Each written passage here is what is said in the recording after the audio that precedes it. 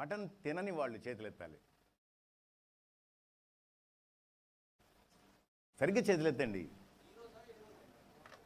అలా కాదు, మటను అలవాటుగా తినని వాళ్ళు. ఈరోజు కాదు, ఈరోజు ఏదో అంటే అక్కడ తినకపోయినా అక్కడ అయిపోయింది, పూర్తిగా అయిపోయింది. అవ్వలేదా? తుడిచిపెట్టేశారు, ఇంకా తినకపోవడమే ఉంది.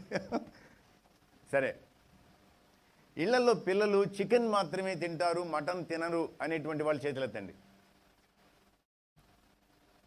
సరిగ్గా చేతులెత్తలేదు. మీకు క్వశ్చను రెండూ తిన్నటువంటి ఆ మొత్తం మీద అర్థం అవుతున్నట్లేదు.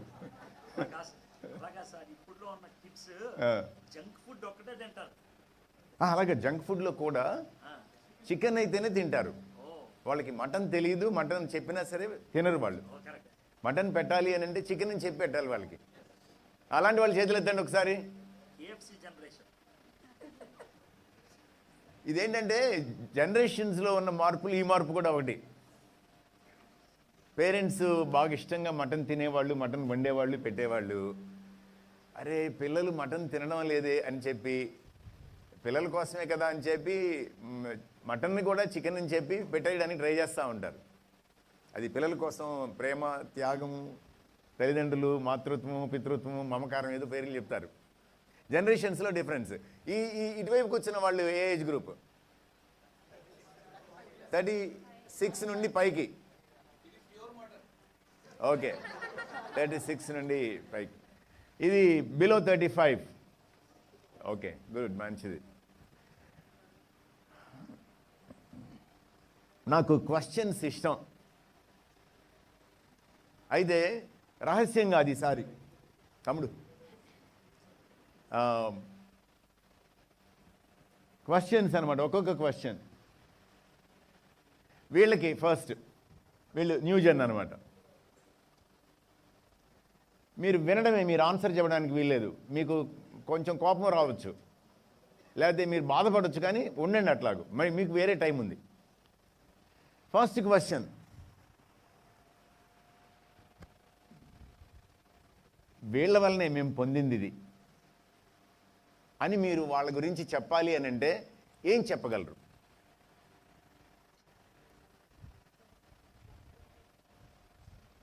అంటే మీ పై జనరేషన్కి వాళ్ళ వలన మాకు లాభం జరిగింది అని చెప్పుకుంటే ఏమేం చెప్పగలరు మీరు? అసలు ఏమీ లేవుగా. ఏమ్మా?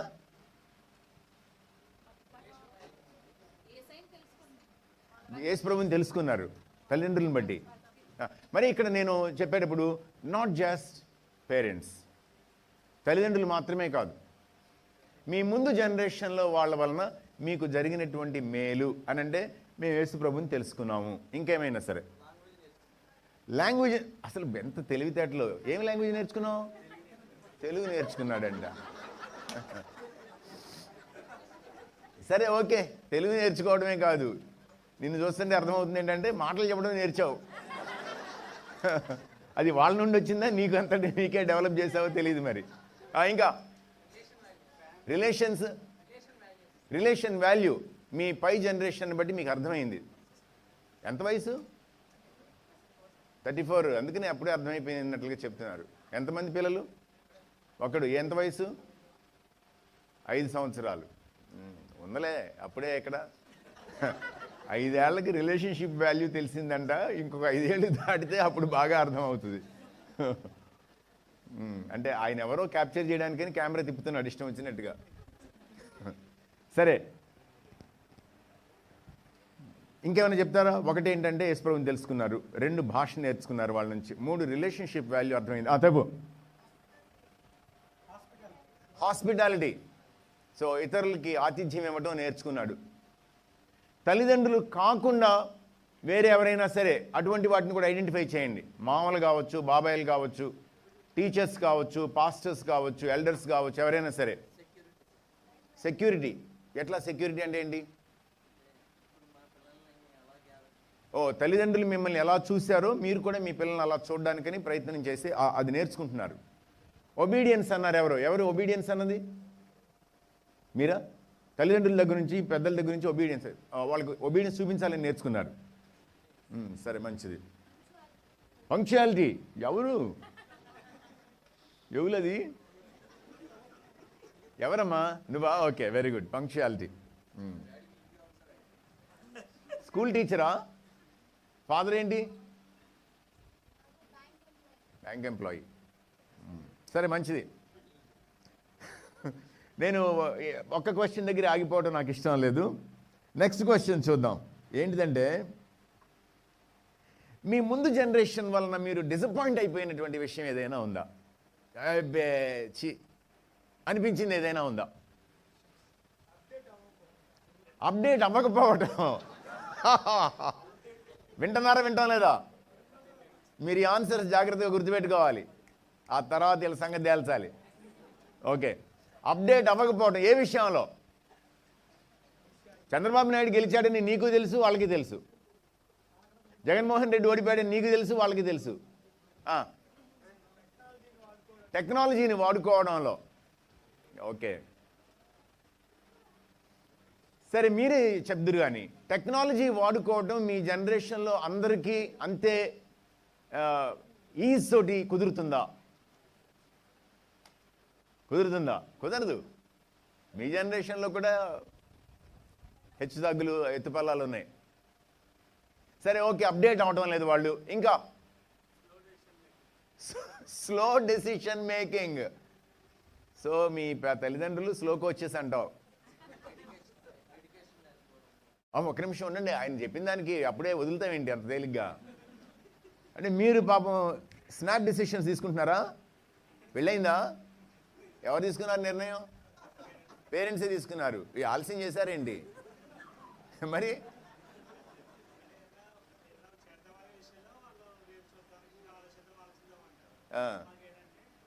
ఇప్పుడు అయిపోవాలి. ఇప్పుడు నీ డెసిషన్ మేకింగ్. పిల్లలు లేరు ఇంకా. ఓకే, మీ ఆవిడికి నీకు ఇద్దరికి డెసిషన్ మేకింగ్లో తేడా ఉందా లేదా? ఉంది. మరి వాళ్ళ దగ్గర ఎందుకు దాన్ని యాక్సెప్ట్ చేయలేకపోతున్నావు? బాగుంది. ఓకే, డెసిషన్ మేకింగ్లో వాళ్ళు స్లో. చెప్పండి.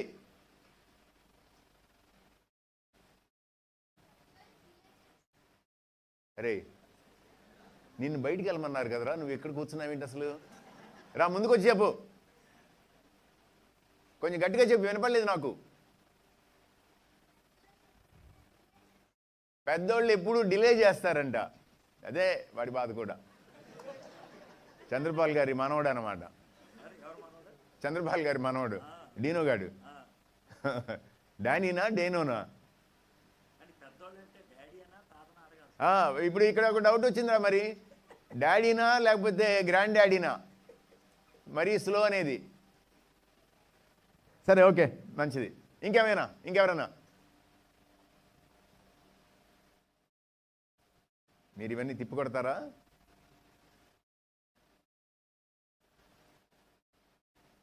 కొద్ది రోజుల్లో ఇటోళ్ళు అటు వస్తారు, అంతే, ఏం తేడా లేదు. చెప్పు తమ్ముడు. వాళ్ళు తీసుకున్న డెసిషనే రైట్ అంటారు, నీకు అవకాశం కల్పించరు.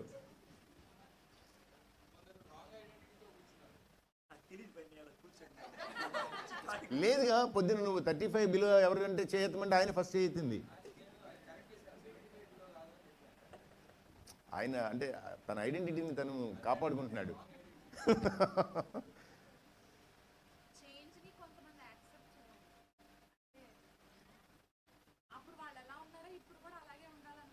చేంజ్ని యాక్సెప్ట్ చేయలేరంట. అప్పుడు ఎలా ఉన్నారో ఇప్పుడు కూడా అలానే ఉండాలనుకుంటారు. ఉండాలి.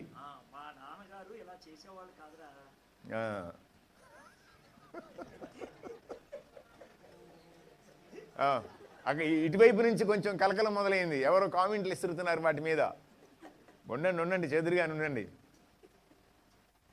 జనరేషన్స్ థింకింగ్లో ఉండేటువంటి ఇష్యూస్ మాట్లాడుతున్నాను నేను. నువ్వెందుకు మాట్లాడుతున్నావు? ఇటువైపు నుంచి సమర్థిస్తున్నావు ఈ విషయాన్ని. ఎందుకు స్లోగా ఉంటారు అన్నదానికి. రిస్క్ తీసుకోవడం ఇష్టం లేదు. జాగ్రత్త పరులు, మీరు జాగ్రత్త పరులు కాబట్టి రిస్క్ తీసుకోవడం ఇష్టం లేక కొంచెం నిదానంగా నిర్ణయాలు తీసుకుంటారు, ఆలోచించి నిర్ణయాలు తీసుకుంటారు, ఆచితూచి అడుగులేస్తారు, ఆవేశంతో కాదు. బా ఎన్ని మాటలు వస్తున్నాయో. మీరేమంటారు దానికి? ఆలోచిస్తూ ఉంటే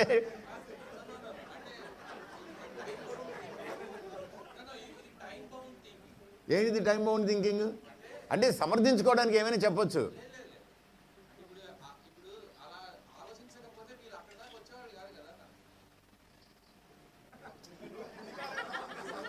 అలా కాదు, ఇప్పుడు పుణ్యకాలం అయిపోద్దని మీరు అంటున్నారు, ఆయన ఏమంటున్నాడు? మేము అలా ఆలోచించి నిర్ణయం తీసుకోబట్టే వీళ్ళు ఇక్కడి వరకు వచ్చారు, ఇప్పుడు మాట్లాడగలుగుతున్నారు.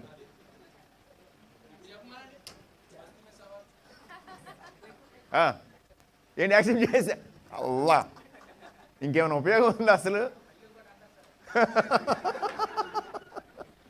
అంటే జానీకి భయపడి మీరు గబుక్కుని ఒప్పుకోవడమే తప్పించి మనసులో మాత్రం అది కరెక్ట్ కాదని అనిపిస్తుంది. ఓకే సరే, ఈ అమ్మాయి అన్నట్లుగా మార్పు చెందడం ఇష్టం లేదు మీకు, నిజమా కాదా? నువ్వేందుకు మాట్లాడతావు? వాళ్ళ మాట నీవా? మీకు మార్పు చెందడం ఇష్టం ఉందా లేదా? మార్పు చెందాలని ఇష్టం ఉంది, మరి వాళ్ళు లేదని అంటున్నారు.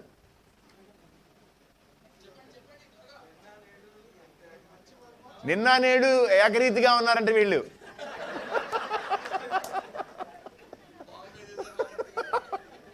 నిన్న నేడు నిరంతరం ఒకటే తీసేశారు, నిన్న నేడు ఏకరీతిగా ఉన్నారంట. ఏమ్మా ఇంకేం మాట్లాడతాం అట్లాంటి వాళ్ళతోటి?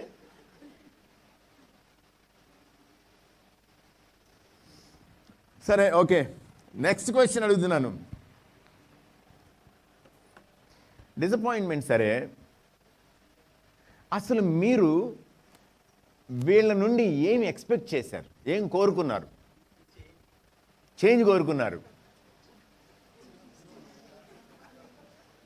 మార్పు కోరుకున్నారు.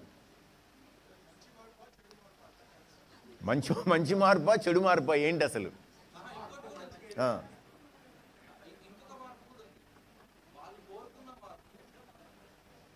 అందుకని ఏం మార్పు కోరుకున్నారు అని అన్నాను. అసలు ఏం కోరుకున్నారు?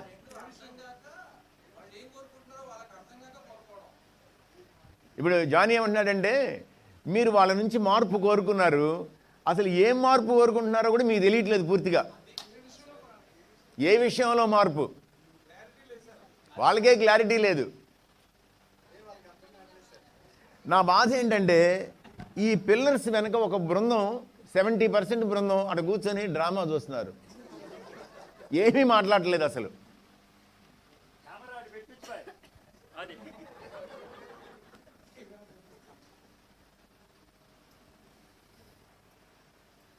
చెప్పండి ఏం చెప్పండి.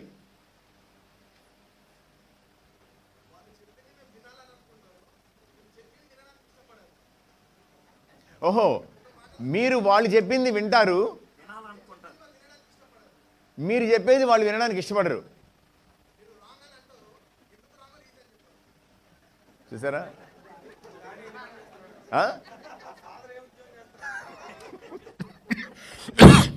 మీరు అలాగూ మరీ బ్రాండింగ్ అనేది అదే ఆయన అన్నాడు కిందాక, క్లాసిఫికేషన్ కేటగరైజేషన్. అది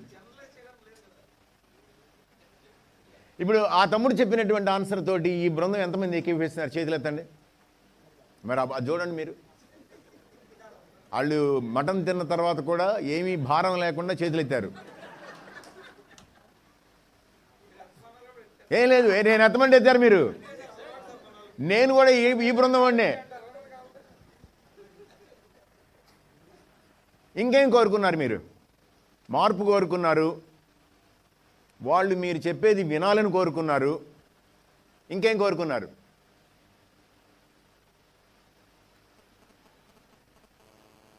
చెప్పాలి. వాళ్ళు మిమ్మల్ని అర్థం చేసుకోవాలనుకున్నారు. అర్థం చేసుకోకుండా తగాదాలు ఏమైనా జరిగినాయా? మంచి అనుభవం ఉంది. ఏ స్థాయికి వెళ్ళింది? విడిపోయారా? లేకపోతే మీ ఇంట్లోంచి లేచి బయటికి వెళ్ళిపోయాయి ఈ తలనొప్పి ఎందుకలే మనకని?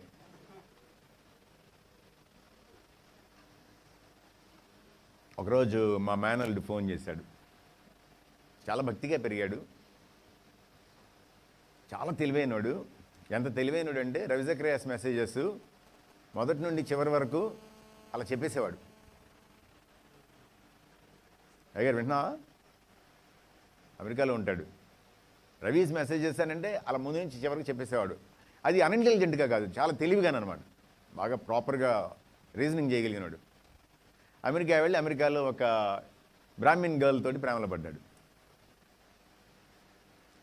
వాళ్ళ నాన్నకి చెప్పడానికి అని చెప్పి ఇండియా వచ్చాడు. వస్తే వాళ్ళ నాన్నగారు సరిగ్గా ఆ టైంకి స్ట్రోక్ వచ్చి మంచం మీద ఉన్నారు. ఆయనకి చెప్పడానికి అవకాశం లేకపోయింది, ఆయన చనిపోయారు. అలాగే వాడికి ఇంకేం చేయాలో తెలియలేదు. నేను వాళ్ళ ఇంట్లో కొడుకులాగా పెరిగినోడిని అనమాట. అంటే మా పెద్దక్క దగ్గరే పెరిగాను నేను ఎక్కువ టైం. మా పెద్దక్కి నాకు 14 years గ్యాప్. సో నన్ను ఇంట్లో పెద్ద కొడుకు అనుకునేవాళ్ళు. వీడు నాకు అమెరికా నుంచి ఫోన్ చేశాడు ఒక రాత్రి. బాబీ బాబీ అంటారు నన్ను ఇంట్లో అందరూ. ఆ జనరేషన్ అంతా బాబీ అని పిలుస్తారు. బాబీ, మరి నేను ఇక్కడ ఒక అమ్మాయిని ఇష్టపడ్డాను, ప్రేమించాను, పెళ్లి చేసుకుందాం అనుకుంటున్నాను అని అన్నాడు. వాళ్ళ నాన్న చనిపోయి నా నెక్స్ట్ ఇయర్ అనుకుంటా బహుశా అది. నేను వెంటనే అనమాట, రైట్, ఎవరా నువ్వు ప్రేమించింది, ఎలా ప్రేమిస్తావు, నువ్వు ఏం చేస్తావు? ఇది ఎంతకాలం, ఒక 16-17 years క్రితం సంగతి. అరిచిపడేశాను. వాడికి ఏం చేయాలో తోచక సైలెంట్ అయిపోయాడు పాపం. ఆ తర్వాత స్టోరీ భిన్నంగా రకరకాలుగా జరిగింది అనుకోండి. Now he is married, he has to అమ్మాయిని పెళ్లి చేసుకున్నాడు. ఇప్పుడు ఆయనకి ఏంటంటే ఒక రకమైన సలపురం వచ్చేసింది. ఇదంతా మధ్యాహ్నం తినదంతా బయటకు వచ్చేసే కండిషన్ వచ్చేసింది. అందుకని వేరే స్టోరీ లేదే అని అన్నాను. సరే లాగేస్తాడు బయటికి.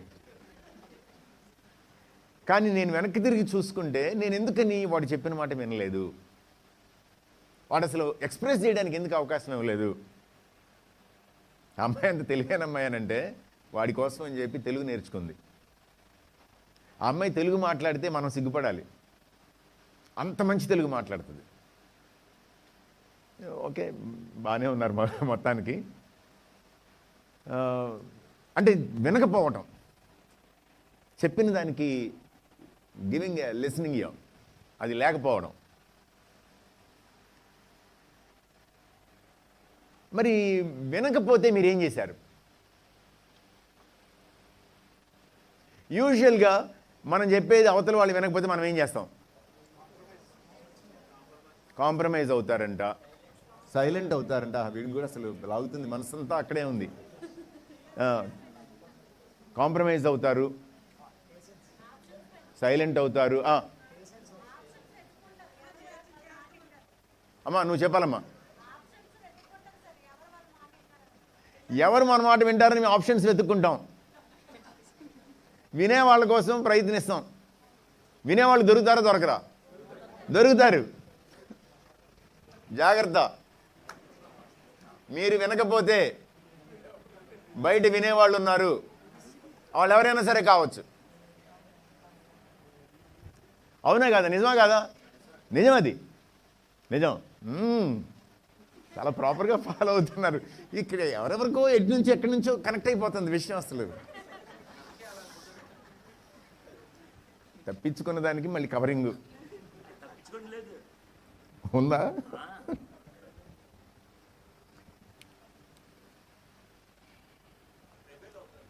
రెబెల్ అవుతారు, ఎదురు తిరుగుతారు.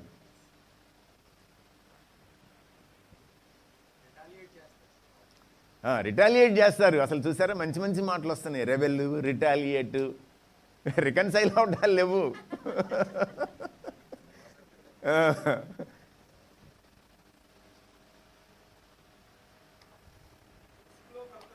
రిస్క్లో పడతారు, వాళ్ళే రిస్క్లో పడతారు. ఆప్షన్స్ చూసుకుంటే వాళ్ళే రిస్క్లో పడతారు. చూసారా, వాళ్ళు మిమ్మల్ని ఏం చేశారు? ఇప్పుడు రిస్క్లో పడేశారు. రిస్క్లో పడేయటం కాదు, ఆయన ఏం చేశాడు చెప్పండి? మీకు రిస్క్లో పడతారని చెప్పి ఏం చేశాడు? ఒక జడ్జిమెంట్ ఇచ్చాడు మీ మీద. పిల్లలు యూజువల్గా యంగ్ పీపుల్ అనే మాట ఏంటంటే, మీరు వాడతారో వాడరు కానీ మనసులో ఉండేటువంటిది, వీళ్ళు జడ్జిమెంటల్, మాకొక పేరు పెట్టి వదిలేస్తారు, మా మాట వినరు. విననప్పుడు ఏం చేస్తారు అని అంటే ఇవాల్వ్ అవుతారు. దానికి తగ్గట్టుగా మార్పు చేర్పులకి గురవుతారన్నమాట. మార్పులు చేసుకోవడానికి ట్రై చేస్తారు. సరే, మంచిది. ఇంకొక 2 ప్రశ్నలు మీకోసం అని చెప్పి. ఓవర్ ది ఇయర్స్ మేము ఈ పై తరం వలన ఇది కోల్పోయాం, వీ హ్యావ్ లాస్ట్ దిస్ అనుకునేది ఏమన్నా ఉందా? What do you feel you have lost?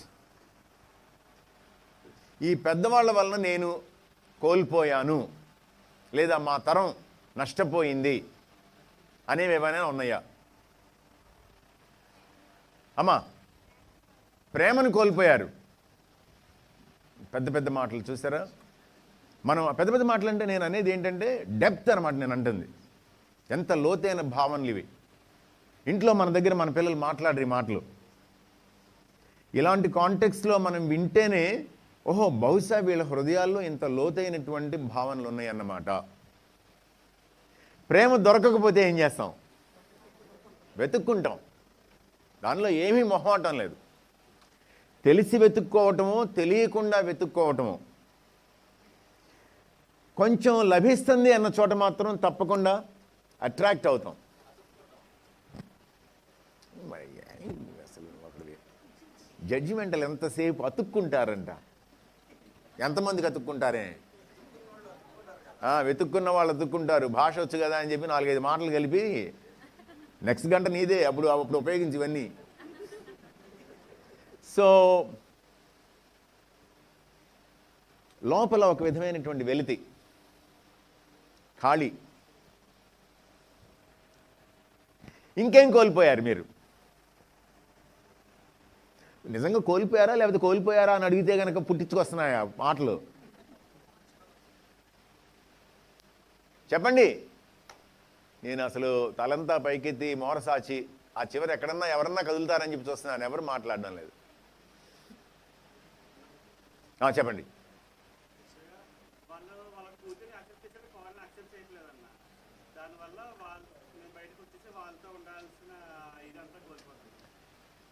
ఎంత ఇబ్బందికరమైన పరిస్థితి చూడండి. అయ్యగారు పొద్దున జనరేషన్ గ్యాప్కి జెండర్కి ఏమైనా కనెక్షన్ ఉందా అని అంటే ఆయనకి తగిలేటువంటి సమాధానం అన్నమాట ఇది. కూతుర్ని చూసుకున్నట్లుగా కోడల్ని చూసుకోలేకపోతున్నారు కాబట్టి కొడుకు కూడా తల్లిదండ్రుల దగ్గర ఉండలేక భార్యతో కలిసి బయటకు వచ్చేసి తల్లిదండ్రులతో కలిసి గడపాల్సిన సమయాన్ని గడపలేకపోతున్నాడు. అది కోల్పోతున్నాడు. మీరేమన్నా దానికి స్పందిస్తారా? ఎవరన్నా? ఎవరు రూపాంతరం చెందింది? మరే విషయం ఏంటంటే మాకు ఒక్కడే కొడుకు. నా వైఫ్ బాగా అసలు కోడళ్ళ గురించి విపరీతంగా మాట్లాడుతుంది అనమాట. కోడళ్ళు కోడళ్ళు కోడళ్ళు అంటా ఉంటుంది అనమాట. నేనేమంటానంటే వెంటనే అంటాను. అంటే అర్థం ఏంటి? భవిష్యత్తులో నువ్వు కూడా అర్థమే, నీకు కోడలు వస్తానంటా అనమాట. కానీ కొంతకాలం తర్వాత నాకేం అర్థమైంది అని అంటే తను వ్యక్తం చేసే ఆలోచనని నేను వ్యక్తం చేయకుండా ఈ మాటతోటి నేను సప్రెస్ చేస్తున్నాను, తొక్కేస్తున్నానని నాకు అర్థమైంది. అందుకని నేను అలా కౌంటర్ చేయడం వదిలేసాను. ప్రస్తుతానికి తను ఉన్నటువంటి పెయిన్ ఏంటి అంటే కోడళ్ళ పరిస్థితి ఏంటి. భవిష్యత్తులో వీళ్ళు అదే స్థితిలోకి ఎదుగుతారు అని అంటే ఎదుగక తప్పదు, వాళ్ళకి ఎదుగుతారు. కానీ రైట్ నౌ పై జనరేషన్కి ఈ జనరేషన్కి గ్యాప్ వస్తున్నటువంటి ఏరియాస్లో ఒక ఏరియా అనమాట. దానివల్ల మేలు జరుగుతుందా అని అంటే మేలేం జరగటం లేదు. కోల్పోయినటువంటి భావన, లోటు, వెలితి, ఖాళీ, శూన్యం.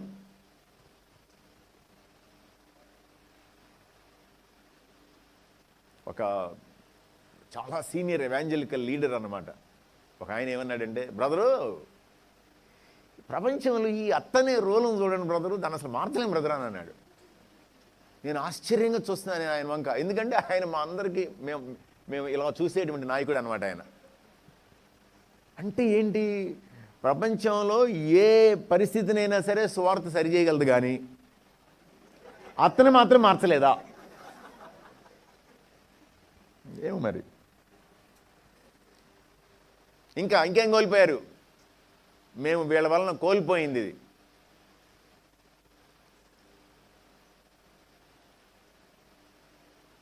చెప్పండి.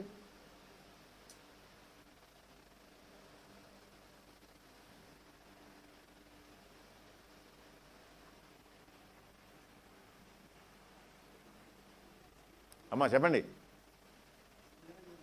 వాళ్ళే మాట్లాడుకుంటున్నారు.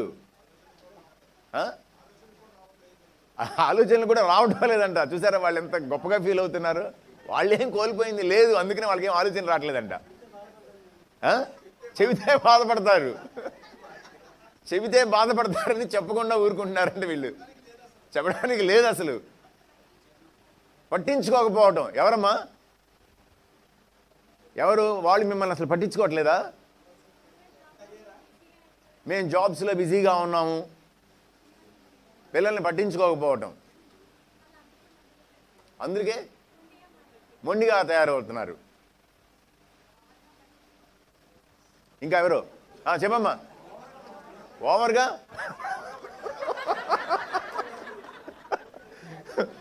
మీకు విషయం అర్థమైందా? అయితే పట్టించుకోకపోవటం, లేకపోతే ఓవర్గా పట్టించుకోవటం. జానీ అర్థమైంది నీకు? 0-10 స్కేల్ మీద అయితే 0, లేకపోతే 10 కాదు 12.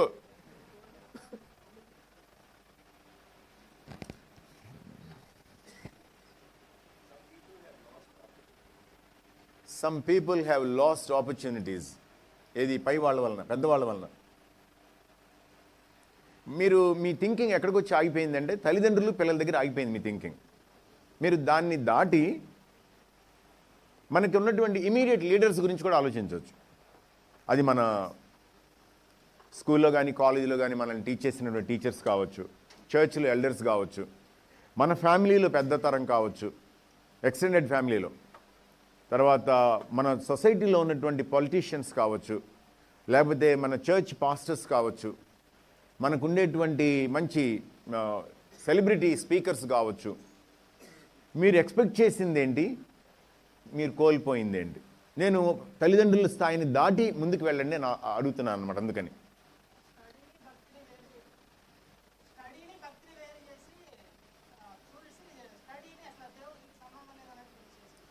ఓకే తమ్ముడు చెప్తున్నటువంటి విషయం, చదువుకి భక్తికి సంబంధం లేదు, దేవుడు చదువు విషయం పట్టించుకోడు అన్నట్లుగా మాట్లాడడం, ట్రీట్ చేయడం. అమ్మా డౌట్స్ ఏమని అడిగితే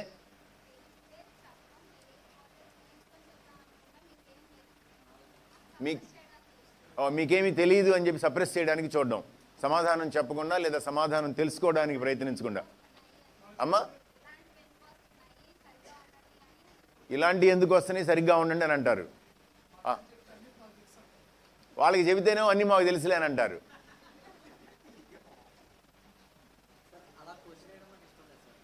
ఇలాగూ ప్రశ్నలు వేయడం మాకు ఇష్టం లేదంట. ఇలాగూ ప్రశ్నలు వేయడం, కౌంటర్లు వేయడం మాకు ఇష్టం లేదు. సరే మంచిది, ఓకే. జానీ ఒక్కసారి దాని గురించి ఏమైనా ఎలాబరేట్ చేస్తావా? ఆపర్చునిటీస్ గురించి, అంటే వాళ్ళకి అది కమ్యూనికేట్ అవ్వాలి, కన్వే అవ్వాలి విషయం అన్నది నా కోరిక.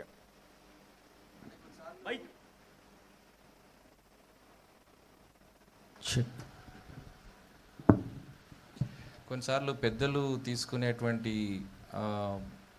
ఒపీనియన్స్ని బట్టి పిల్లలకు ఉన్నటువంటి పొటెన్షియల్ బయటికి రాదు. వాళ్ళల్లో ఉన్న వారికి ఏమంటారు, ఇన్బార్న్గా ఉన్నటువంటి టాలెంట్స్ కానీ, లేకపోతే వాళ్ళకున్న డిజైర్స్ కానీ అవి బయటికి రాకుండా చాలామంది చెప్తూ ఉంటారు, నాకు ఆపర్చునిటీ ఇస్తే బాగుండేది అనేది, I could have done better అని మాట్లాడుతూ ఉంటారు. అలాగే చర్చ్లో కూడా అంతే, సంఘంలో కూడా చాలాసార్లు పెద్దవాళ్ళు వాళ్ళు ఉన్నటువంటి ఆ సీట్లకు అతుక్కుపోయి వీళ్ళకు తెలీదు అని యంగ్ పీపుల్ని ప్రక్కకు పెట్టడం బట్టి వాళ్ళలో ఉన్న ఆపర్చునిటీస్ కూడా బయటికి రావు. For example what Paul did with Timothy. ఒకవేళ పౌలు తిమోతిని తీసుకుని రాకపోయి ఉంటే ఏమై ఉండేది?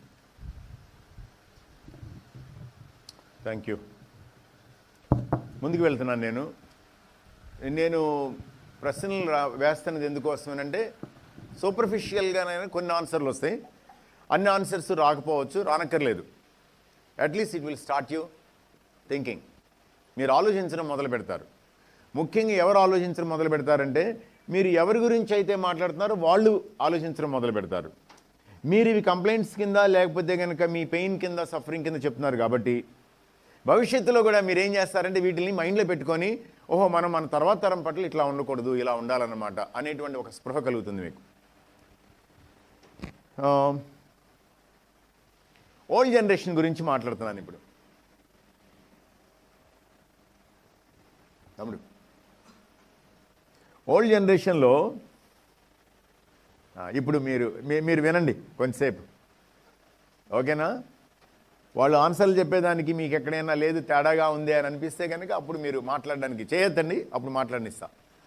ఫస్ట్ క్వశ్చన్ ఏంటంటే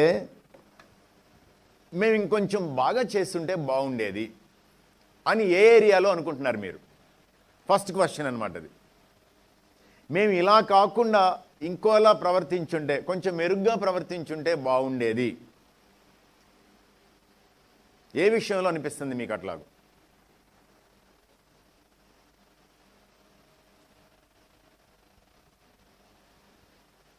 చెప్పండి. ఆత్మీయ స్థితిలో పిల్లల్ని ఇంకొంచెం బాగా పెంచుంటే బాగుండేది. ఓకే, ఎంతమంది ఒప్పుకుంటారు ఆ విషయాన్ని? చాలామంది చేతులు ఎత్తున్నారు ఆ విషయం. నా కోరిక ఏంటంటే మీరు మీ కుటుంబంతో ఆగిపోవద్దు. మీ కుటుంబం దగ్గర ఆలోచించండి, మీ కుటుంబం దగ్గర ఆగిపోవద్దు.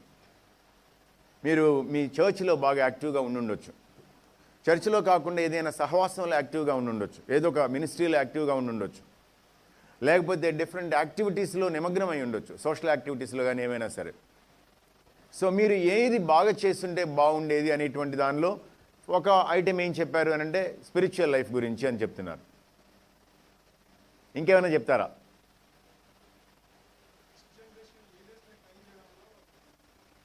నెక్స్ట్ జనరేషన్ లీడర్స్ని ట్రైన్ చేయడంలో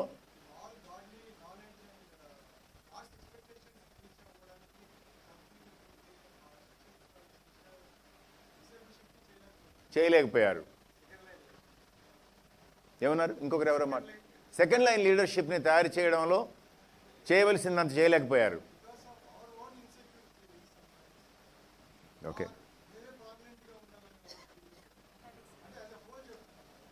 నా కోరిక ఏంటంటే సమ్వన్ కుడ్ వాలంటీర్, మైక్ అందిస్తే కనుక అందరికీ రీచ్ అవుతుంది. రెండోసారి నేను దాన్ని రిపీట్ చేయాల్సిన అవసరం ఉండదు.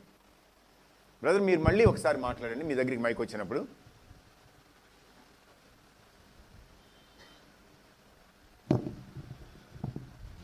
సెకండ్ జనరేషన్ లీడర్స్ని ట్రైన్ చేయడంలో as a community, as a church కానీ, యాజ్ ఏ మన ఫ్యామిలీ గ్రూప్స్లో కానీ, యాజ్ ఏ హోల్ కమ్యూనిటీలో మనం ఫెయిల్ అవుతున్నాం.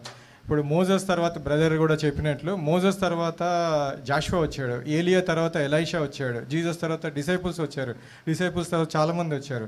అలాంటి చేయడానికి ఆ మనసు రావడం లేదు. ఫస్ట్ ఆఫ్ ఆల్ నేను గమనించింది ఏంటంటే ఇన్సెక్యూర్ ఫీలింగ్ చాలా ఉంటుంది, మన పొజిషన్ ఎక్కడ తీసుకుంటారో అనేసి. That's what I perceived in many of our surroundings.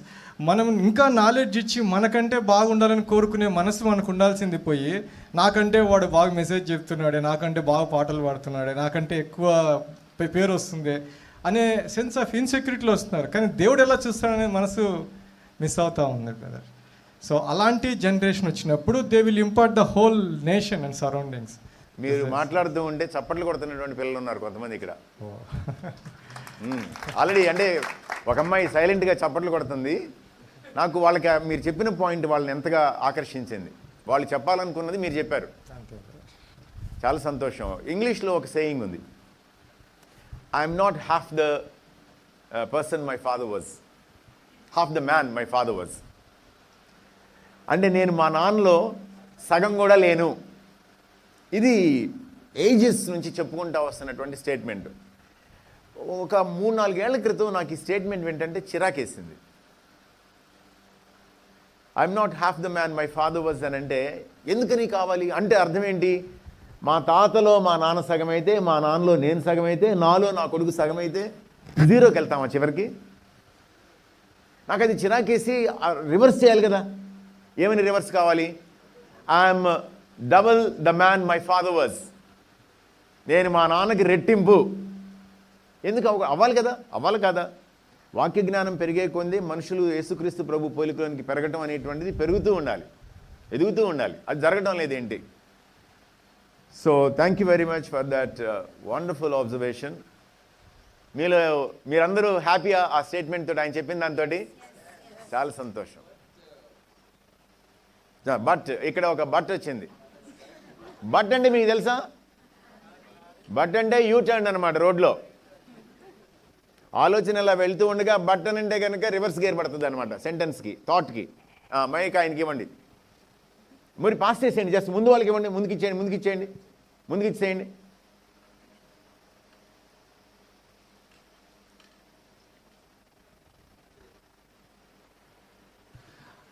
Every father wants his child to be better than him.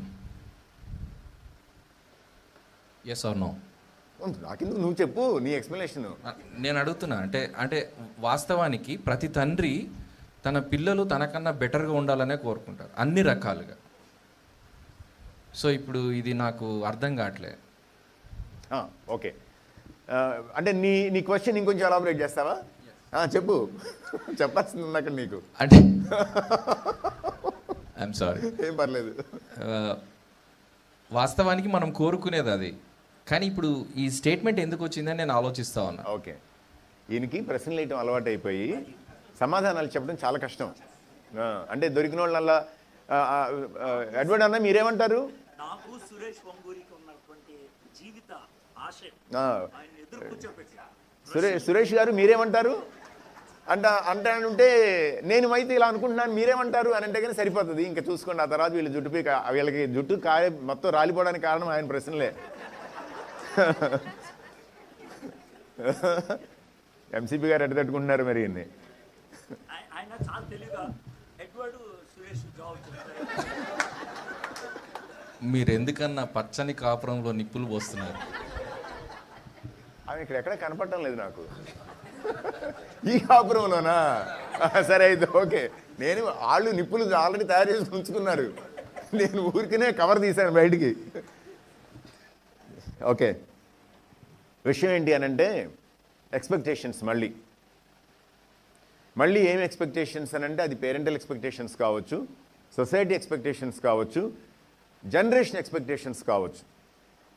వాటిని మ్యాచ్ చేయలేకపోతున్నామేమో అనేటువంటి వాటి వలన వచ్చేటువంటి కొన్నిసార్లు ప్రిమెచ్యూర్, కొన్నిసార్లు ఇమెచ్యూర్ డిసప్పాయింట్మెంట్స్ ఇవి. ఓకే, బాగుంది, ముందుకెళ్తాను ఇంకా నేను. నెక్స్ట్ క్వశ్చన్ ఏంటి అని అంటే మళ్ళీ మీదే ఈ ప్రశ్న. Second question, what is your main challenge in dealing with the next generation? వాళ్ళతో వ్యవహరించేటప్పుడు మీరు ఎదుర్కొన్నటువంటి అతిపెద్ద సవాల్ ఏది? ఫస్ట్ క్వశ్చన్కి యాడ్ చేస్తారని చెప్పు. ఒక ఆన్సర్ అంటే చెప్తారేమో అని చూస్తా ఉన్నా. ఓకే, అంటే ఇది చాలా ఇంపార్టెంట్ అనిపించింది, స్పెండింగ్ క్వాలిటీ టైం. ఓకే, ఒకరు ఆల్రెడీ వాళ్ళలో ఒకరు చెప్పారు, అయితే పట్టించుకోవడం ఎక్కువ పట్టించుకోవడం లేకపోతే పట్టించుకోకపోవడం, అది మాకు వాళ్ళు టైం ఇవ్వలేదు అనేటువంటిది. నువ్వు దానికి ఏమంటున్నావు? వాళ్ళతో మేము టైం సరిగా స్పెండ్ చేయలేకపోయాము. Okay, thank you. సరే, రెండో ప్రశ్న చెప్పండి. మీ తర్వాతి తరంతో వ్యవహరించేటప్పుడు మీకున్న అతిపెద్ద సవాల్ ఏంటి?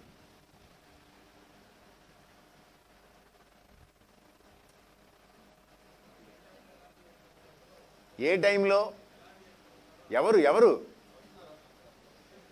ఎవరు కనీసం చేయొద్దండి. అదిగో అచ్చంగా పోల్ వెనకాల ఉన్నారు ఆయన.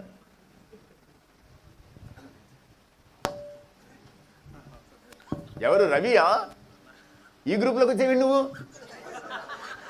అంటే 35 క్రాస్ సరే ఓకే, కానీ అంటే నెక్స్ట్ జనరేషన్ ఏ టైంలో ఎలా రియాక్ట్ అవుతారో, దాన్ని ఎలా వాళ్ళు తీసుకుంటారో చెప్తే అని అర్థం చేసుకోవడం కొంచెం కష్టం అనిపించింది నాకు యాజ్ ఏ టీచర్గా. వాళ్ళు ఏ టైంకి ఎలాగూ స్పందిస్తారు అనేటువంటిది తెలియదు, అది ఛాలెంజ్. అర్థం చే ఇంకా ఎవరు ఇంకేదైనా చెప్తారా మీరు ఎదుర్కొన్నటువంటి సవాళ్ళు? ఇక్కడికి రండి.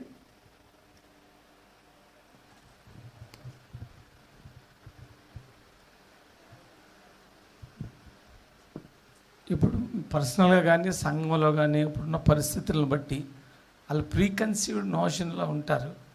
దాని నుంచి దాన్ని డిటాచ్ చేసి వాళ్ళని మళ్ళా న్యూట్రలైజ్ చేసి వాళ్ళని సరైన మార్గంలో పెట్టడం అనేది చాలా కష్టం. వాళ్ళు ప్యూర్గా కొన్ని విషయాల్లో ప్రీకన్సీవ్డ్ చర్చ్ గురించి కానీ లీడర్షిప్ గురించి కానీ. మీరు ప్రీకన్సీవ్డ్ నోషన్ అనే మాట వాడారు కాబట్టి దానికి వన్ వర్డ్ సబ్స్టిట్యూట్ వాడండి, వాళ్ళకి బాగా అర్థమవుతుంది. ప్రీకన్సీవ్డ్ నోషన్కి వన్ వర్డ్ సబ్స్టిట్యూట్ అంటే నేను చెప్పనా? ప్రెజుడిస్ అన్నమాట. ఓకే. ఈ యంగ్ జనరేషన్ కొన్ని ప్రెజుడిసెస్ తోటి ఉంటారు, వాటిని న్యూట్రలైజ్ చేసి రైట్ ట్రాక్లోకి తీసుకురావడం అనేది పెద్ద సమస్య. ఆ నోషన్లోకి వెళ్ళడం కూడా మా తప్పు కూడా అయి ఉండొచ్చు. దాన్ని అర్థం చేసుకోలేకపోవడం అదేనా? మేము పెట్టిన రాంగ్ ఎగ్జాంపుల్ అయి ఉండొచ్చు. ఓ వెరీ గుడ్, వెరీ గుడ్. అసలు వాళ్ళు పెట్టినటువంటి మోడల్ వల్ల ఎగ్జాంపుల్ సంఘంలో చూద్దాం. సంఘంలో నాయకులుగా ఉండాలని నెక్స్ట్ జనరేషన్ ఎవరు ఇష్టపడట్లే. ఎందుకని? అక్కడ ఉన్న పరిస్థితులను బట్టి చర్చ్ మీద ఒక రాంగ్ ఇంప్రెషన్. చర్చ్ అంటే ఇట్లాగే ఉంటుంది. మీరేమంటారు దానికి? ఇక్కడ ఎవరు ఎస్ అన్నారు? One word answer. ఆ కెమెరా ఆయనే అంటే నన్ను ఎవరు చూడలేదు అనుకోని గబగబా కెమెరా అడ్డం పెట్టుకుంటున్నాడు. మీరేమనుకుంటున్నారు? బ్రదర్ చెప్పినటువంటి దాంతో ఏకీభవిస్తారా, లేకపోతే కనుక మీకేమైనా దాని గురించి ఏకీభవిస్తారా? ఓకే, సరే. అయితే నీకున్న ప్రాబ్లం ఏంటి చెప్పు. అది నీ దగ్గరికి వచ్చేసింది ఆల్రెడీ మైక్. నో వద్దులే మరి అన్నా, నువ్వేందన్నా అంటే ఇప్పుడు బ్రదర్ చెప్పింది వాళ్ళకు ఆపర్చునిటీస్ కదా మీరు చెప్పింది. ఆపర్చునిటీస్ కాదు, వాళ్ళ ప్రెజుడిసెస్ ఫామ్ అవడానికి కూడా మా రాంగ్ మోడల్. ఇంకొక స్టేట్మెంట్ అన్నారు మీరు, లీడర్షిప్ తీసుకోకపోవడానికి కూడా. వాళ్ళు తీసుకోవట్లేదా లేకపోతే మనం ఇవ్వట్లేదా? కాదు, వాళ్ళు ఇష్టపడకపోవడానికి మేమే కారణం. యా, అంటే చాలా చోట్ల చూసేది ఏంటంటే వాళ్ళకి ఇష్టం ఉన్నా మనం ఇవ్వట్లేదు, అది నేను అనేది. ఎవరు? అవును, నువ్వా? అమ్మాయి నువ్వు అంటుంది కరెక్ట్ అంటుంది. అంటే వాళ్ళకి ఇష్టమైనా కానీ వీళ్ళు ఇవ్వట్లేదంట. అయితే విషయం ఏంటంటే ఆయన చెప్పిన పాయింట్ కూడా కరెక్టే. ఇలాంటి చర్చ్ లీడర్స్ ఉన్న చోట మాకు లీడర్షిప్ వద్దు.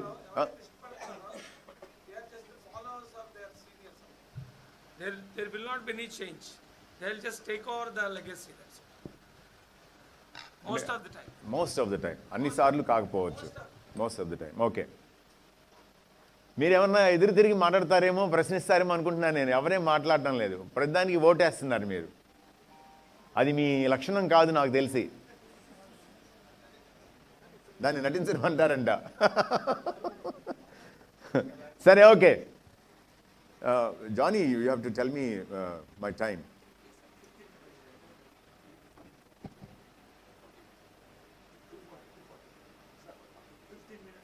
ఫిఫ్టీన్ మినిట్స్ క్లోజ్ చేయాలి నేను.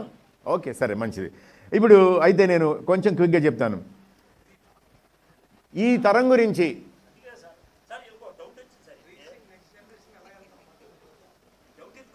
మీరు గబక్కన టైం, ఆయన నాకేమో ఇంత టైం ఇచ్చాడు, నువ్వేమో గబక్కన టైం రెస్ట్రిక్ట్ చేసావు.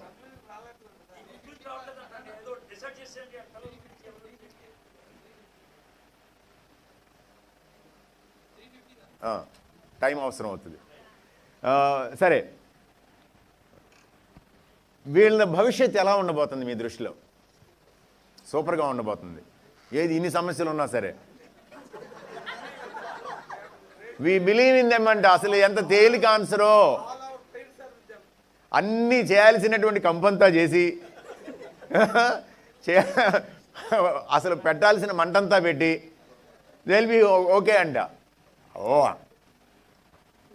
సరే, లాస్ట్ క్వశ్చన్. ఇంకా నేను చాలు మాట్లాడడం అనవసరం. ఓకే, వీళ్ళ గురించి వీఆర్ హెల్ప్లెస్ అని ఎప్పుడైనా అనిపించిందా?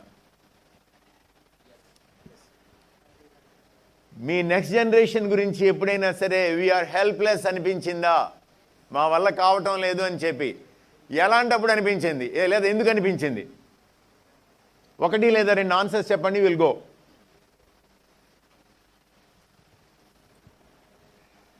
ఇప్పుడు మీకు ఎప్పుడైనా మా ముందు ఇట్లాంటి తరం లేకపోతే బాగుండేది అనిపించిందా?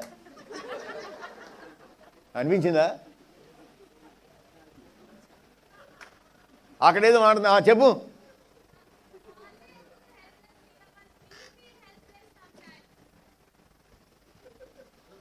Step forward.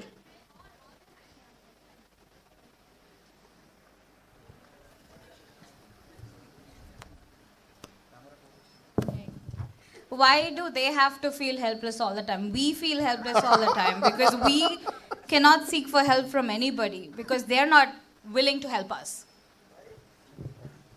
చెప్పండి. బయటికి వెళ్ళిపోయాడు. ఇలాంటిది ఏదో వస్తుందని చెప్పి ముందుగా sense చేసినట్టున్నాడు.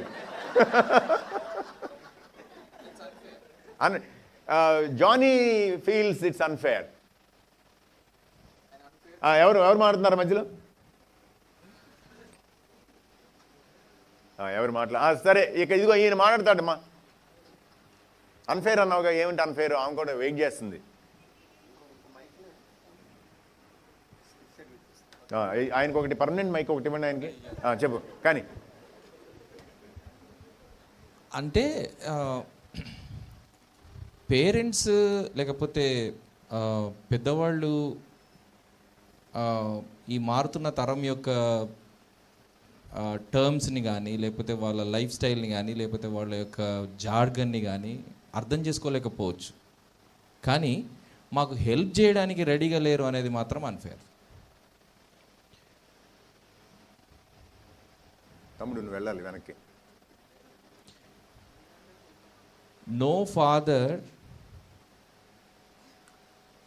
can come to that conclusion that I don't want to help my child. Well, disclaimer, I wasn't talking about my parents. This is just about this generation, is what I am trying to say, because I talk to a lot of young kids, and most of them happen to be pastors' kids. And what they say, speaking on behalf of them, not about me, is that my parents do not give me as much time as they give the church members. Oh yeah, they may not be able to give time, but it is not that they don't want to give time. So, when they, they say ministries begins in the house. Why can't they give That's a any different time? That's a different topic. Okay, throw it away. No. Last one. Last point. Okay.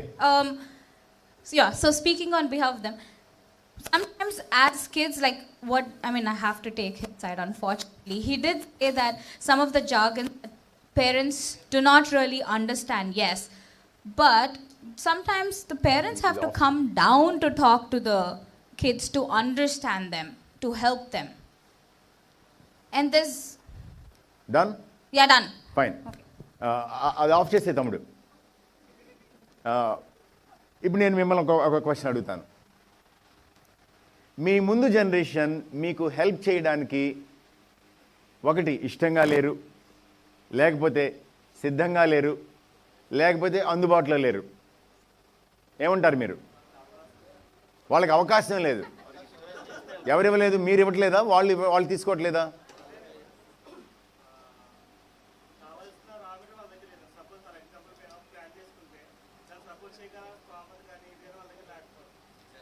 మేము plan చేసినటువంటి దాన్ని support చేయడానికి తగినటువంటి స్తోమత కానీ శక్తి కానీ వాళ్ళ దగ్గర ఉండకపోవచ్చు.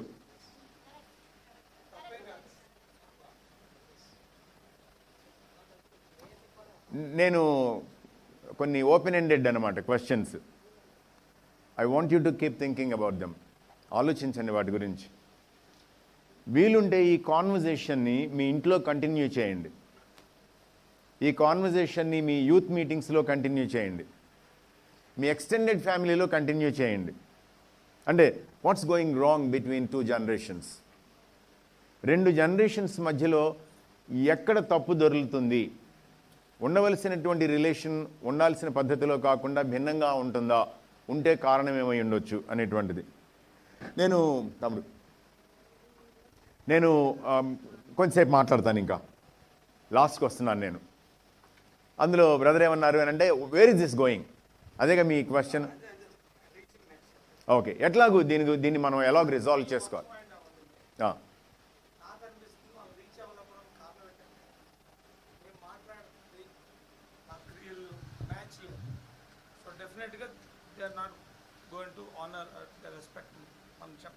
అది మేజర్ డిఫరెన్స్ అందేమో అనుకుంటున్నాం.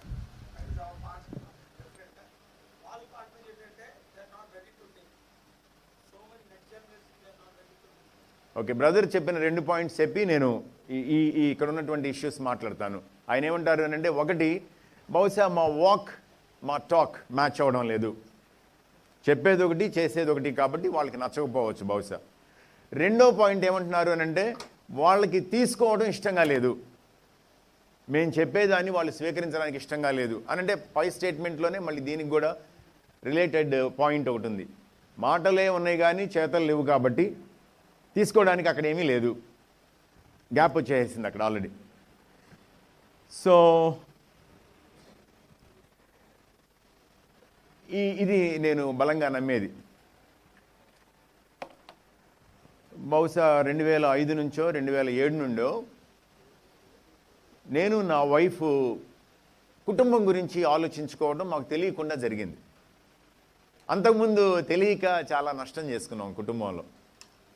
నేను ఎక్కడ ఫ్యామిలీ టీచ్ చేసినా చెప్తానన్నమాట, ఇద్దరిమీ బిలీవర్స్మే, ఇద్దరిమీ EU మినిస్ట్రీలో ఇన్వాల్వ్ అయ్యి ఉన్నాము. నేను అప్పటికీ కొంచెం నౌన్ స్పీకర్ని, చిన్న చితక రకరకాల ఏరియాస్లో పనిచేస్తున్నాను. అయితే మ్యారేజ్ చేసుకున్న తర్వాత చాలా ఘోరమైపోయింది లైఫ్. క్రిస్టియన్ ఇలా ఉండకూడదు అని ఎవరినైనా చూపించవచ్చు అని అంటే కనుక నేనే మోడల్ని. ఇంకా ఏ స్థితికి వెళ్ళిపోయిందంటే మ్యారిటల్ లైఫ్, ఇంకా ఇద్దరు we wanted to go for divorce on mutual consent. లాలో ఒక అవకాశం ఉందన్నమాట, ఇద్దరు పరస్పర అంగీకారంతో విడాకులు తీసుకోవచ్చు. ఆ స్థితికి వెళ్ళిపోయింది లైఫ్. ఆ తర్వాత మాకు బాబు పుట్టడం, తర్వాత దేవుడు రకరకాలుగా మమ్మల్ని డీల్ చేసి సెటిల్ చేయటం. సో మా ఫోకస్ నెమ్మదిగా మైండ్ అంతా ఫ్యామిలీ మీదకి మళ్ళింది. కొంతకాలం తర్వాత ఇద్దరిమీ కలిసి ఫ్యామిలీస్కి టీచ్ చేయడం మొదలుపెట్టాం. ఈ ఫ్యామిలీ గురించి ఆలోచించడం వలన కలిగింది ఏంటి అనంటే, శిష్యుల్ని తయారు చేయడానికి అత్యంత అనువైన ప్రదేశం, మేలైన స్థలం ఏది అనంటే కుటుంబం. మీ ఇంట్లో ఉన్న మీ పిల్లల్ని శిష్యులుగా తయారు చేయడానికి బయట నుండి ఎవరో వచ్చి శిష్యత్వాన్ని ఎవరు వాళ్ళకి నేర్పించరు. సువార్త చెప్పడం కానీ, లేకపోతే వాళ్ళని శిష్యులుగా గైడ్ చేయడం, ట్రైన్ చేయడం కానీ. వాళ్ళు మీ ఇంట్లో ఉన్నారు అంటే దేవుడు మీకు అప్పగించాడు. మీకంటే వాళ్ళని శిష్యత్వంలో, డిసైప్లింగ్లో ట్రైన్ చేయగలిగినటువంటి వాళ్ళు ప్రపంచంలో వేరే ఎవ్వరూ లేరు. ఒకవేళ మీరు కంగారు పడిపోయి ఏం చేస్తే ఏమవుతుందో అని గనక కంగారు పడతా ఉంటే, బహుశా మీకు ఏం చేయాలనేది అర్థం కావడం లేదు, అంతవరకే. కానీ you are the right people. నేను వీళ్ళ గురించి మాట్లాడటం లేదు, ఇక్కడ ఉన్న అందరి గురించి మాట్లాడుతున్నాను. మీ దగ్గర ఉన్నటువంటి నెక్స్ట్ జనరేషన్కి మీరు డిసైప్లింగ్ అని అంటే ఎక్కడికో బియాండ్ హొరైజన్ ఆలోచించొద్దు. మీరు think of your own family, everyday family. రోజు మొత్తంలో కనీసం 1 మీల్ అయినా సరే కలిసి చేయని కుటుంబాలు చాలా ఉన్నాయి. నేను ఇది కావాలని చెప్తున్నాను. 3 మీల్స్ ఎ డే, కనీసం 1 మీల్ అయినా కలిసి కూర్చోరు ఇంట్లో. ఏమన్నాడు? కూర్చునేటప్పుడు, లేచేటప్పుడు, పడుకునేటప్పుడు, బయటికి వెళ్ళేటప్పుడు, లోపలికి వచ్చేటప్పుడు, నుదుట బాసికాలు, చేతులకి మాలికలు. అంటే వాక్యాన్ని మాట్లాడడానికి అవకాశం లేని సిట్యుయేషన్ జీవితంలో లేదు. ప్రతి చోట వాక్యం మాట్లాడవచ్చు.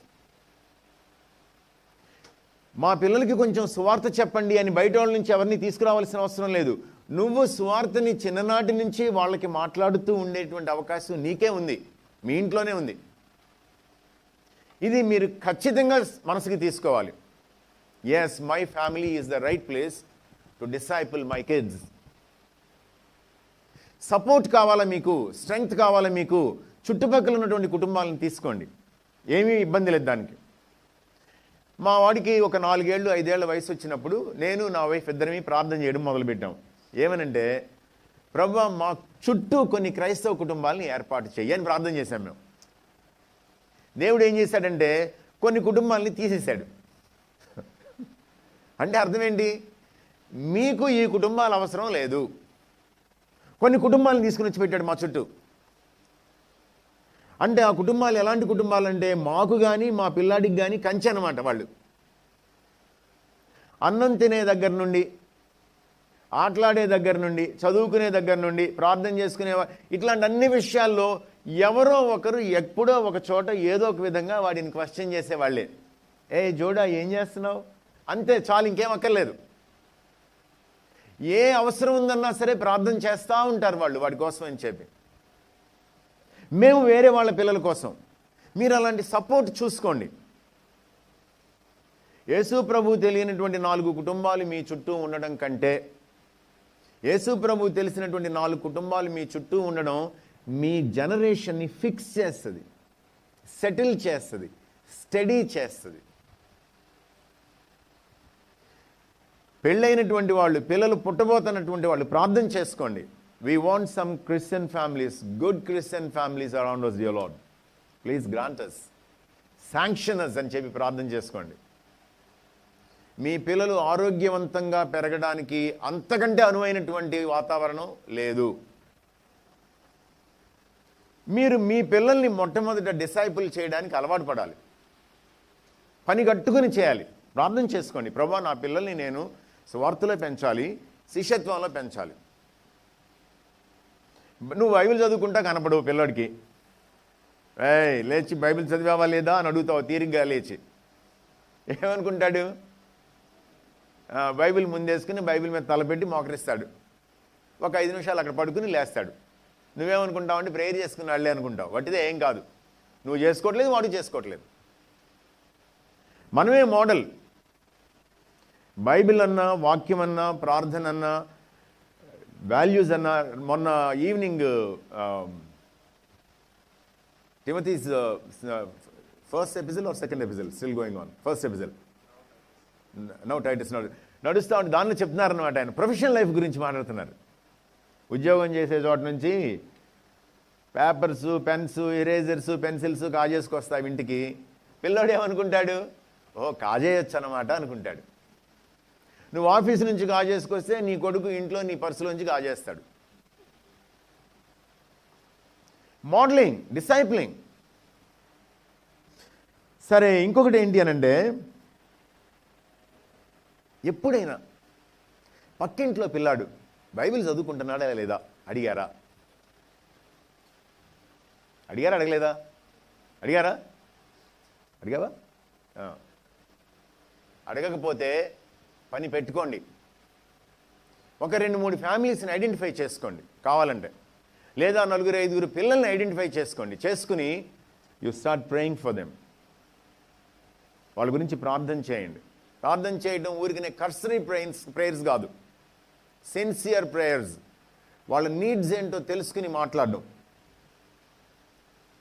వాళ్ళతోటి 1 నిమిషం టైం తీసుకొని కొంచెం ఎలా ఉన్నావు, ఏం చేస్తున్నావు, నెక్స్ట్ ఏమనుకుంటున్నావు, ప్రార్థన చేసుకుంటున్నావా అడగగలగటం. మీరు కోల్పోయేది ఏమీ లేదు. నిజం చెప్పాలి అని అంటే, ఒక పిల్లాడిని, ఒక అమ్మాయిని శిష్యత్వంలో సెటిల్ చేస్తే ఎవరికి ఉపయోగం? నాకు ఉపయోగం. మా పక్కింట్లో పిల్లాడు భక్తిగా పెరిగితే ప్రయోజనం ఎవరికి అని అంటే నా కొడుక్కి ప్రయోజనం. వాడు వేషం వేస్తా పెరుగుతా ఉంటే నేను పట్టించుకోవట్లేదు అనుకోండి, కొద్ది రోజుల తర్వాత వాడు వేషం వేయడం నా కొడుక్కి నేర్పిస్తాడు. జనరేషన్స్ని కొల్లబెడుతున్నాం మనం, పుచ్చిపోయేలా చేస్తున్నాం, పట్టించుకోవడం లేదు. ఎవరో చేస్తున్నారు అని చెప్పి మనం ఎవరినో వెతకడానికి ట్రై చేయకూడదు. మనం పొద్దున ఏమనుకున్నాం? Who's responsibility is it? Mine. నాదే పని.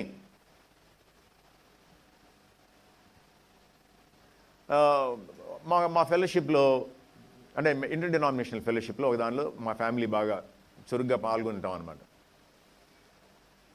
ఒక సీనియర్ గ్రాడ్యుయేట్ ఒక ఆయన ఉన్నాడు అనమాట.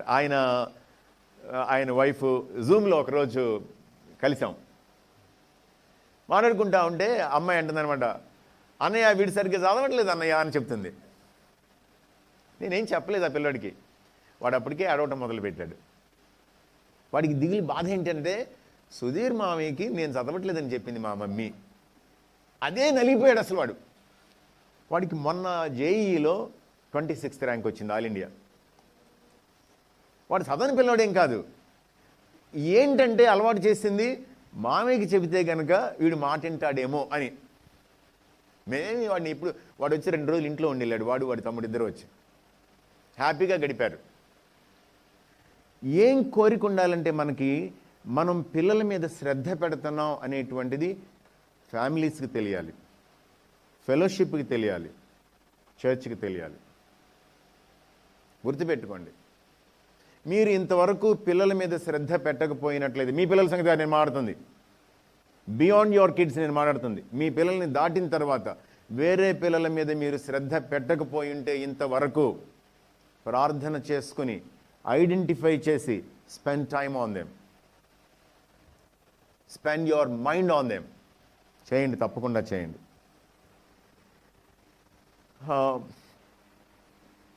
నేను ఇది ఎంత ఆలోచిస్తూ ఉంటే నాకు ఒక మాట సడన్గా అనిపించింది అనమాట. Man is wired for authority. ఇక్కడ లేదన్నమాట, ఇక్కడేం పెట్టలేదు నేను. మనిషి దేనికోసం తయారు చేయబడ్డాడు తెలుసా? అధికారం కోసం చేయబడ్డాడు. అంటే మనిషి అధికారాన్ని రికగ్నైజ్ చేస్తాడు, మనిషి అధికారానికి లోబడతాడు. అధికారానికి వేరే మాట వాడుతున్నాను నేను, ఇన్ఫ్లుయెన్స్. ఇప్పుడు యూట్యూబ్ వచ్చిన తర్వాత ఇదేది అంతకుముందు టిక్టాక్ ఉన్నప్పుడు, ఇప్పుడు ఇన్స్టాగ్రామ్ వచ్చిన తర్వాత ఇన్ఫ్లుయెన్సర్ మాట విన్నారా? మాటను విన్నారు మీరు? యూట్యూబర్, ఇవన్నీ కొత్త కొత్త మాటలు అనమాట. ఇన్ఫ్లుయెన్సర్ అంటే అర్థం ఏంటి అని అంటే, తన అభిప్రాయాలతో సమాజాన్ని ప్రభావితం చేయగలిగిన వాళ్ళు. మనిషి ఇన్ఫ్లుయెన్స్ కోసం తయారు చేయబడ్డాడు. తను ఇన్ఫ్లుయెన్స్ అవుతాడు, వేరే వాళ్ళని ఇన్ఫ్లుయెన్స్ చేస్తాడు. అంటే అర్థం ఏంటంటే మీరు శ్రద్ధగా మీ పిల్లల్ని కనుక పెంచకపోయినట్లయితే ఏం చేయనట్లెక్కనంటే శిష్యత్వం చేయనట్లెక్క. ఈ కాలంలో బాగా వినపడుతున్నటువంటి కామెంట్ ఏంటి అంటే, స్టేట్మెంట్ ఏంటి అని అంటే, ఫియర్ ఏంటి అని అంటే, మాకు పిల్లల్ని పెంచడం కుదరటం లేదు. పిల్లల్ని పెంచడంలో కోర్స్ ఏమైనా ఉందా? కోర్స్ ఉంటుందా పిల్లల్ని పెంచడంలో? నువ్వు కోర్స్ చేసి ఇంటికి వచ్చిన తర్వాత, మీ పిల్లవాడి దగ్గరికి వచ్చిన తర్వాత ఆ కోర్స్ మొత్తం 0 అవుతుంది. ఎందుకు? ఒక్క సబ్జెక్ట్ కూడా మ్యాచ్ అవ్వదు. You are dealing with human beings, growing beings. ఎదుగుతూ ఉన్నటువంటి మనుషులతోటి మీరు డీల్ చేస్తారు. మీరు ఎంత డాక్టరేట్లు చేసినా అక్కడికి వచ్చిన తర్వాత మొత్తం ఫ్లాట్ అవుతుంది. కానీ మీరు ఏం తీసుకోవడానికి అవకాశం ఉందనంటే, బిబ్లికల్ ప్రిన్సిపల్స్ని తీసుకోవచ్చు బైబిల్లో నుంచి. పేరెంటింగ్ని, డిసైపులింగ్ని మనం సినానిమస్గా, ఇంటర్చేంజబుల్గా వాడుకోవచ్చు మన కుటుంబం దగ్గరికి వచ్చిన తర్వాత. పిల్లల్ని పెంచటం లేదా శిష్యులుగా తయారు చేయటం రెండు ఒకదానికొకటి పర్యాయ పదాలుగా వాడుకోవడానికి అవకాశం ఉన్న మాటలు. తర్వాత ఓకే, సో డిసైప్లింగ్లో 2 చెప్పానుగా మార్నింగ్. Evangelise, Edify. బ్రింగ్, రెండో మాట build. Bring in to the Kingdom, build for the Kingdom చెప్పానుగా. ఓకే, ఇప్పుడు డిసైప్లింగ్ మనం చేయడం కానీ, డెర్లిక్షన్ నేను ఓన్లీ డీస్కి మ్యాచ్ అవడం కోసం పెట్టుకున్నాను ఆ మాటలు అంతే. డెర్లిక్షన్ అంటే అర్థం ఏంటంటే నిర్లక్ష్యం చేయడం. డిసైప్లింగ్, ఈ 2 కూడా మనదే చాయిస్. ఒకవేళ మీరు ఇంతవరకు మీ పిల్లల మీద శ్రద్ధతో సమయాన్ని గడపడం అనేది చేయకుండా ఉండుంటే, ఇప్పటికిప్పుడు ఒక నిర్ణయం తీసుకోండి మనసులో. ప్రభా, నేను నా పిల్లల్ని జాగ్రత్తగా పెంచుతాను. మావాడికి చెప్తామన్నమాట. మావాడి పేరు జోడా. జోడాన్ పేరు పెట్టడానికి కారణం ఏంటి అని అంటే, పెళ్ళికి ముందు నాకు ఒక కోరిక ఉండేది, మగపిల్లాడు పుడితే జోడాని పెట్టాలి, ఆడపిల్ల పుడితే యాక్సాని పెట్టాలి అని చెప్పి. సరే మగపిల్లాడు పుట్టాడు, జోడాని పెట్టాను. వాడి లైఫ్ కూడా అట్లానే చాలా ట్రామాటిక్ కండిషన్స్ నుంచి బయటకు వచ్చాడు. ఒక 5-6 ఏళ్ల నుంచి ఏం చెప్పడం మొదలుపెట్టామంటే, అరే నీకు ఇప్పుడు చెప్పడం ఆపేసేయడం లేదు, బాగా చదువుకున్నాడు, ఎంఫిల్ చేశాడు ఇంగ్లీష్లో, నీకు చెప్పడం ఆపేయము, ఎప్పటివరకు చెబుతామో తెలుసా అని అన్నాను నేను. వాడు నా వంక చూస్తున్నాడు, ఏం చెబుతాడా అని చెప్పి. అంటే పెళ్ళిన తర్వాత ఆపేస్తాడా, పిల్లలు పుట్టిన తర్వాత ఆపేస్తాడు, ఏం చెప్తాడా అని చెప్పి చూస్తున్నాడు అనమాట. నేనేం చెప్పానంటే, నేను చచ్చిపోయే వరకు చెబుతాను నీకని చెప్పాను. బైబిల్లో చూపించాను. ఎందుకని, నీవు నీ కుమారుని కుమారుడు. సరే, మరి మాకు లాంగ్ రెస్పాన్సిబిలిటీ కాబట్టి నిన్ను మాత్రం చెప్పకుండా వదిలేసేటువంటిది లేదు. It's a commitment. ఎవరితో కమిట్మెంట్? నీతో నీ commitment. You want to be a parent all your life. So choice అనమాట, నీదే నిర్ణయం, నీ ఎంపిక. నా పిల్లల్ని నేను పెంచుకుంటాను అంటే అర్థం ఏంటంటే, నా పిల్లల్ని యేసుక్రీస్తు శిష్యులుగా తయారు చేస్తాను. యేసు ప్రభు బ్యాప్టిజం తీసుకున్న తర్వాత రోజు అలా నడిచి వెళ్తూ ఉంటే యోహాను శిష్యులతో చెప్పాడంట. ఏమని చెప్పాడు? లోక పాపములను మోసుకొని పోవు దేవుని గొర్రెపిల్ల. గబగబా 2 శిష్యులు పరిగెత్తుకుంటూ ఆయన దగ్గరికి వెళ్ళారు. వెళ్ళి ఏమని అడిగారు? రబాయ్ ఎక్కడుంటున్నావు నువ్వు అని అడిగారు. అంటే ఆయన ఏమన్నాడు?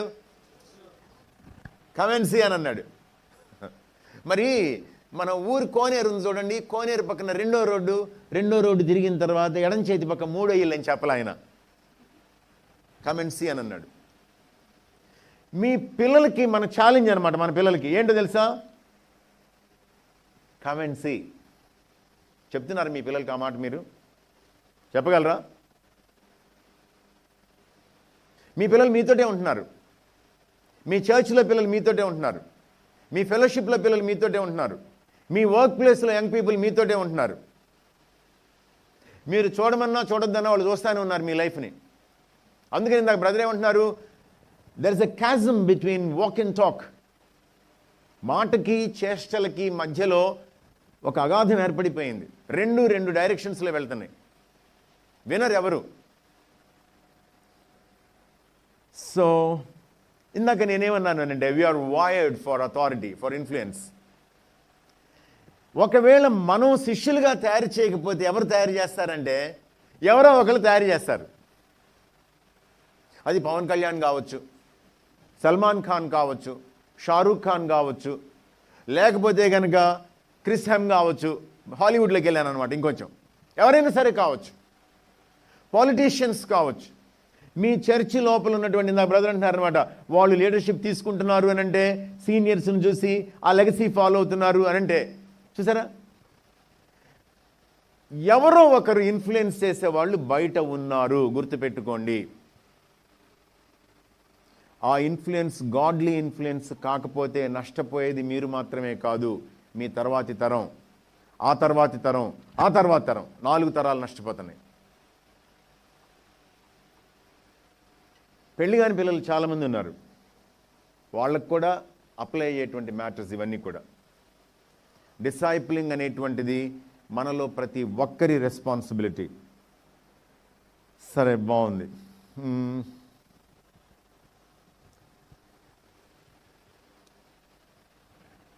యేసు ప్రభువుకి శిష్యులకి, యేసుక్రీస్తు శిష్యులు అనే సంబంధం ఎలా ఏర్పడింది?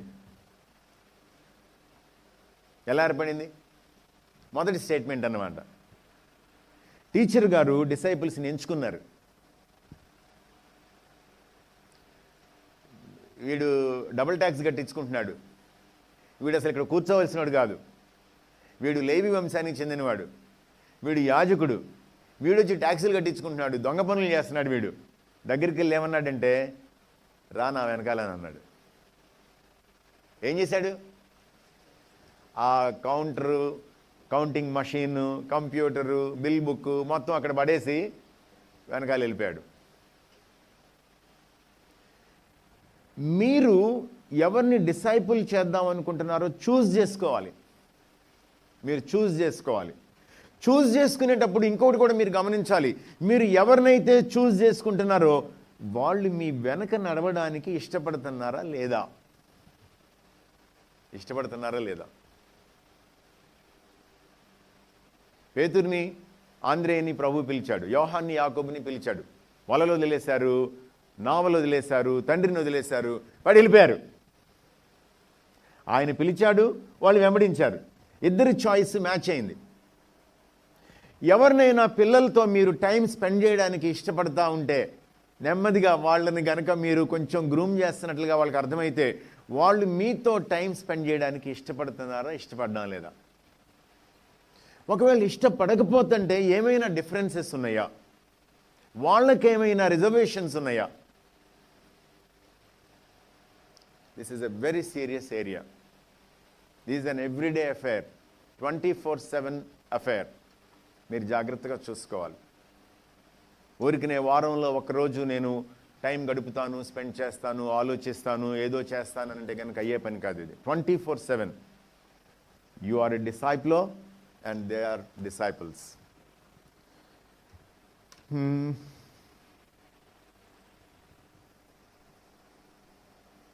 యేసుప్రభు డిసైపుల్స్ గురించి మాట్లాడాను. వీళ్ళ గురించి ఒక నిమిషం మాట్లాడతాను. ఇందాక ఆల్రెడీ జానీ మాట్లాడాడు.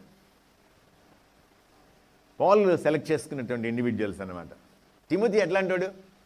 తిమోతి బేసిక్ టెంపర్మెంట్ చెప్పండి. తిమిడ్ అనమాట, పిరికితనం గల క్యారెక్టర్ అనమాట అతనిది. అందుకని ముందే చెప్పేశాడు, అరే అబ్బాయి నువ్వు పిరికితనంగా ఉండాల్సిన పని లేదు. తిమోతి కొన్ని ఇంకొక ప్రాబ్లం ఏంటి చెప్పండి?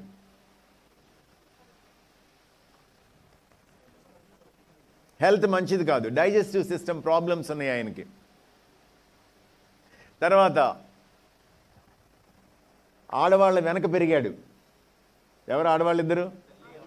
వాళ్ళ అమ్మమ్మ, వాళ్ళ అమ్మ, వాళ్ళ వెనకాల పెరిగాడు. వాళ్ళిద్దరు బిలీవర్స్, పెంచుకొచ్చారు. ఇంకొక ప్రాబ్లం ఉంది తిమోతికి, హైబ్రిడ్ అనమాట. Greek father, Jewish mother. Society accept చేయడం కొంచెం కష్టమైనటువంటి పిల్లాడు, వయసులో చిన్నాడు.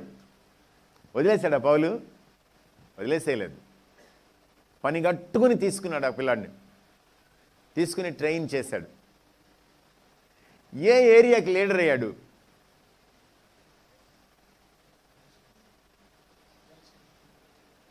సరిగా ఏ ఏరియాకి లీడర్ అయ్యాడు? ఎఫెసస్కి లీడర్ అయ్యాడు. ఎఫెస్ ఆషామాషి ప్లేస్ కాదు, చాలా టఫ్ ఏరియా, చాలా చాలా టఫ్ ఏరియా. అలాంటి ప్లేస్కి ఈయన కమిటీని అపాయింట్ చేసేటువంటి లీడర్ అయ్యాడు, ఎల్డర్స్ని అపాయింట్ చేసేటువంటి లీడర్ అయ్యాడు. మనుషుల్ని చూస్ చేసుకోవటం, వాళ్ళ మీద టైం స్పెండ్ చేయటం, వాళ్ళతోటి ఆ పర్సనల్ బాండింగ్ అన్నమాట. నేను ఏడుస్తున్నాను అని అంటాడు పౌలు. అరే నేను ఒంటరోడిని అయిపోయాను రా అంటాడు సెకండ్ ఎపిసోడ్లోకి వచ్చేటప్పటికి. నన్ను ఎవరు పట్టించుకోలేదు రా అని అంటాడు. పౌలు తన హృదయం తెరిచి ఈ పిల్లాడితో చెప్పాల్సిన విషయాలనేవి. నేను వల్నరబుల్ అయిపోయాను రా అని అంటున్నాడు అన్నమాట. పౌలు లాంటి leader, missionary, great man Timothy లాంటి చిన్నపిల్లాడితో షేర్ చేస్తున్నటువంటి విషయాలు. అంటే లైఫ్ని ఓపెన్ చేసి, opening to scrutiny of the youngster. ఆ పిల్లలు తన జీవితం ఎలా ఉందో పరిశీలన చేయడానికి అవకాశం కల్పించడం. ఎట్లాంటి మాటలు ఇవి? జాగ్రత్త పడాల్సినటువంటి విషయాలు. సరే, టైటస్ అక్కర్లేదు. Families, Aquila Priscilla. Morning MCP మాట్లాడుతూ ఉన్నారు. ఆక్విలా ప్రిసిలా ఏం పనులు చేస్తారు వాళ్ళు? డేరాలు కుట్టుకునేవాళ్ళు. రోమ్లో తన్నేస్తే కొరింతకు వచ్చారు, కొరింతలో తన్నేస్తే మళ్ళీ రోమ్కి వెళ్ళారు, మళ్ళీ రోమ్ నుంచి ఎటు వెళ్ళారో తెలియదు. మామూలు ఆర్డినరీ ఫ్యామిలీ. ఎవరికి పాఠాలు చెప్పారు? థియాలజీలో డాక్టరేట్ చేసిన వాడికి పాఠాలు చెప్పారు వాళ్ళు. డాక్టరీని నేర్పించారు. ఎవరి ట్రైనింగ్? పౌలు. మీరు డిసైపులింగ్ని, నెక్స్ట్ జనరేషన్ని డిసైపుల్ చేసే విషయాన్ని, వాళ్ళకి స్వార్థ చెప్పడం, వాళ్ళని శిష్యులుగా తయారు చేయడం సీరియస్గా తీసుకుంటే దాని రిపర్కషన్స్ ఏ స్థాయిలో ఉంటాయో చూసుకోండి. మీరు ఊహించలేరు. మీ లైఫ్ టైం చాలకపోవచ్చు, ఏం జరుగుతుంది భవిష్యత్తులో చూడడానికి. కానీ this is how the ripple effect takes place. Okay,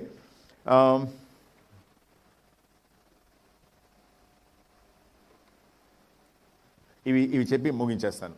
1 or 2 minutes. Brother ఇందాక అన్నారు అనమాట, సో వాట్, ఏం చేయాలి ఇప్పుడు?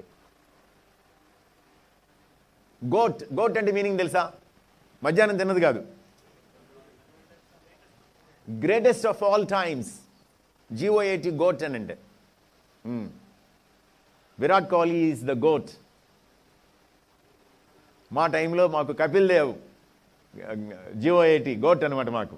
ఎందుకంటే 83 వరల్డ్ కప్ కొట్టాడు కాబట్టి. ఇదిగో మాకు MCP గోట్ అనమాట.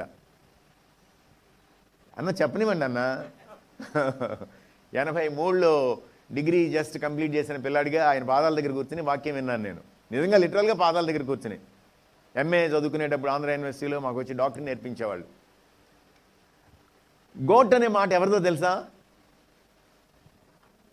కరెంట్ జనరేషన్ అనమాట. జన్ ఆల్ఫా, న్యూ మిలేనియంలో పుట్టుకొచ్చినటువంటి పిల్లలు వాడే భాష అనమాట. యోలో అంటే YOLO, you only live once.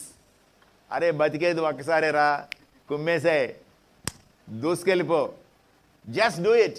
ఎవరు జస్ట్ డూ ఇట్ అనేది? ఎవరు? నైకి. ఈ భాష అంతా ఏంటి అని అంటే లేటెస్ట్ జనరేషన్ భాష అనమాట ఇది. ఆ భాష మీకు అర్థం అవుతుందా, అర్థం కావట్లేదా? వాళ్ళు వాడేటువంటి భాష. షేర్ చాట్కి స్నాప్ చాట్కి తేడా తెలుసా? వాడు చూసారా, చిన్న పిల్లవాడు వాడు చేయిస్తున్నాడు, ఇంతోడు అనమాట, వాడు చేయిస్తున్నాడు నాకు తెలుసు అని చెప్పి. నేను నా క్లాస్ స్టూడెంట్స్ని అడిగాను, అరే ఇన్స్టాగ్రామ్ ఎట్లా వాడాలిరా అని చెప్పి. సార్ పబ్లిక్ ఒక అకౌంట్ ఉంటుంది సార్, ప్రైవేట్ అకౌంట్ వేరే ఉంటుంది సార్ అని అన్నాడు. నేను వాళ్ళకి అప్పుడు ఒక రిక్వెస్ట్ పెట్టాను, ఒక నోట్బుక్ పెన్ తెచ్చుకుంటాను రా, ఇన్స్టాగ్రామ్ ఎట్లా వాడాలో నాకు నేర్పించండి అని చెప్పి. నేను లేని సోషల్ మీడియా లేదు, అన్నిట్లో ఉంటాను నేను. ఎందుకో తెలుసా? 1 మా వాడు ఏం చేస్తున్నాడు చూడడానికి, 2 నా స్టూడెంట్స్ ఎక్కడ ఉన్నారో చూడడానికి. అసలు ఇది ఎలా ఉపయోగపడుతుంది ప్రజలకు అర్థం చేసుకోవడానికి. వాళ్ళ భాషని మీరు నేర్చుకోవాలి.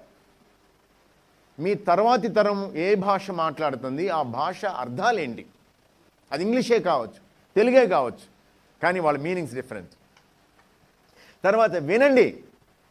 మీరు వినరు అనేటువంటిది వాళ్ళ పెద్ద కామెంట్ అనమాట, అబ్జెక్షన్, వాళ్ళ pain. Nobody listens to us, అదనమాట వాళ్ళు చెప్పేది. మా మాట వినరేంటి? నేను టీచర్నిగా నాకు అస్సలు వినడం కుదరదు. టీచర్లకు ఉన్న లక్షణం ఏంటి తెలుసా? ఎంతసేపు నోరేసుకుని వాక్కోవటమే. మాకు తెనాల్లో గాంధీ చౌక్ అని ఒక ప్లేస్ ఉంది. ఈవినింగ్ 5 తర్వాత వెళితే గుంపులుగా నిలబడి అంటుంటారు. వాళ్ళు ఎవరో తెలుసా? టీచర్స్ అన్నమాట, స్కూల్ టీచర్స్. ఈవినింగ్ బయటకు వచ్చి గుంపులుగా చేరి మాడుకోవటమే. అందరూ మాడుతూ ఉంటారు ఒకసారి. ఏం కుదరదు అని అంటే వాళ్ళకి చెవులు క్లోజ్ అయిపోయినాయి అనమాట. వినండి. వాళ్ళ సందర్భంలోకి మాట్లాడాలి మీరు. వాళ్ళ కాంటెక్స్ట్ ఏంటో అర్థం చేసుకోవాలి, వాళ్ళ భయాలు ఏంటో అర్థం చేసుకోవాలి, వాళ్ళ ఆస్పిరేషన్స్ ఏంటి, భవిష్యత్తులో దేని వైపుకి చూస్తున్నారు వాళ్ళకి అర్థం కావాలి. మీకు అర్థం కావాలి. మీకు అర్థమయ్యి వాటిని అడ్రస్ చేయాలి మీరు. మీకు అర్థం కాలేదనుకోండి ఏం చేయాలి? అవును ఏంటి దీని విషయం ఏంటి అడగాలి, వాళ్ళతో మాట్లాడాలి మీరు. I'm available, I'm ready to listen to you చెప్పండి మీరు వాళ్ళకి అర్థమయ్యే రీతిలో మాట్లాడండి.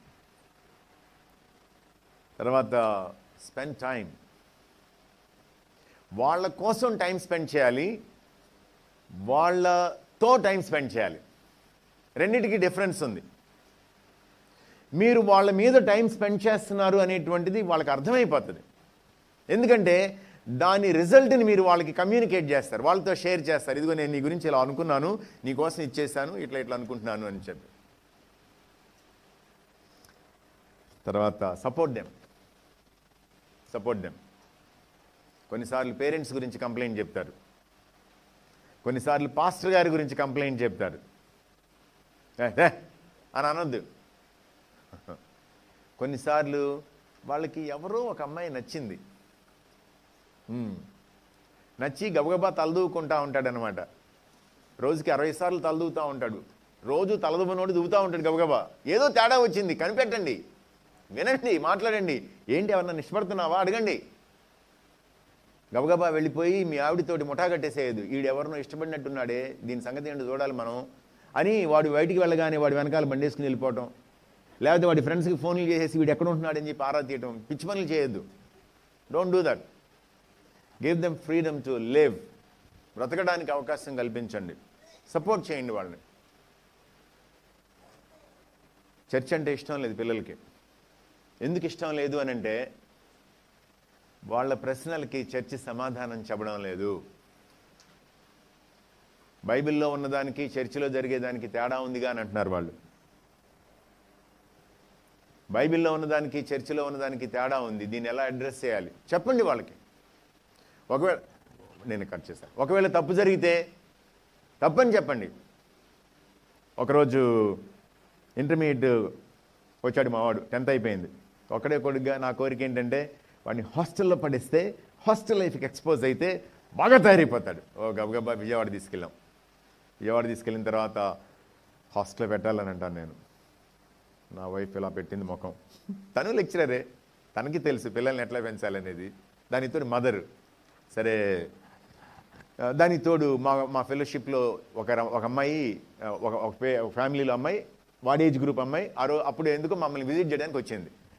వాళ్ళిద్దరు ఉన్నారు కార్లో, నా వైఫ్, నేను, డ్రైవర్. సరే కాలేజ్కి వెళ్ళాం, మాట్లాడిన తర్వాత హాస్టల్ ఎక్కడా అని అన్నాను నేను. పలాని చోట అని అన్నారు. గబగబా వెళ్ళాం, రండి చూద్దాం అని అన్నాను.